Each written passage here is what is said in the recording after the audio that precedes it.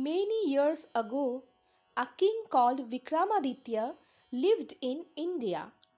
He was known for his wisdom and kindness.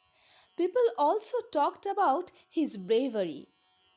One day, a strange tantric came to the court of the king and presented him with a fruit. The king accepted the fruit. The strange tantric asked the king to keep the fruit in his treasury. The tantric came again to the king's court the next day and again presented a fruit. This continued for many years until one day the treasurer came to the court, told the king about a mysterious happening. The king left the court immediately and rushed to his treasury. The fruits that the tantric had been presenting to the king over the years had all turned into precious stones. The king and his ministers were overjoyed.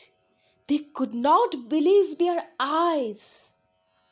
The next day, when the tantric arrived, the king stood from his throne and bowed to him with respect and said, "O great saint, it is indeed an honor that my court should be graced with your presence. What can I do in return for your blessings?" The tantric said, "My blessings shall always be with you, wise king. But there is something that I must ask you to do." The great king had never turned away anyone who came to his court seeking his help. He agreed to fulfill Tantric's wish. The tantric said, "Deep in the forest, where most people fear to go, there is a peepal tree on which hangs the body of a dead man. You must bring me that dead body. I have to offer that corpse to the goddess for her blessings. You must go to the forest alone on the next new moon night." The king started for the Pandavaranya forest at once. As directed by the tantric, he began looking for the peepal tree that stood in the center of the forest. It was dark inside the forest, but Vikramaditya was brave. He moved on. The night set in, and there was no moon in the sky.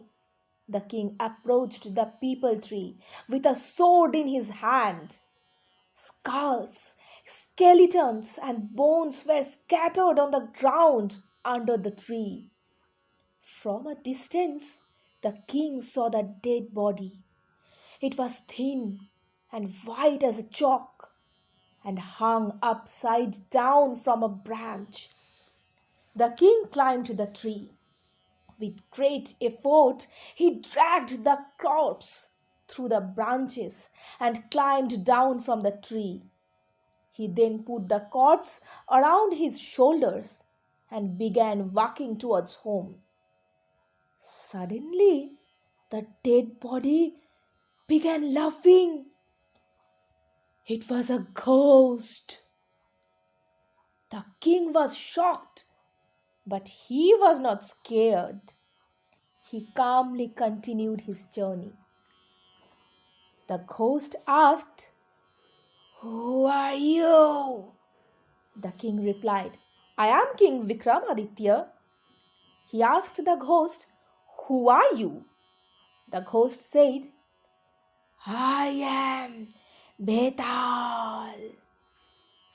"Where are you taking me?" The king told Betal about the tantric and how he had requested the king to bring Betal to him. Betal did not seem surprised. He said, "He is a fraud. I was born on the same day and at the same hour as the tantric. If the tantric gets me, he will use me to increase his powers.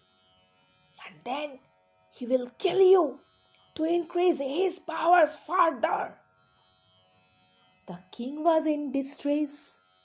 I have already promised the Tantrik that I would bring you to him. It would not be fair if I failed. I must carry you to him even if my life is at stake, he said. Betal was impressed with the king. He decided to help him. He said, "All right then, I will tell you a story at the end of which I will ask you a question. If your answer is wrong, I will come with you. But if you answer it correctly, I will fly back to the tree. However, if you choose to be silent, your head will burst into flames.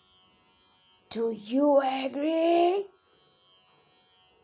Betal knew that the wise king will always know the answer and he will never lie. Vikramaditya had no choice but to agree.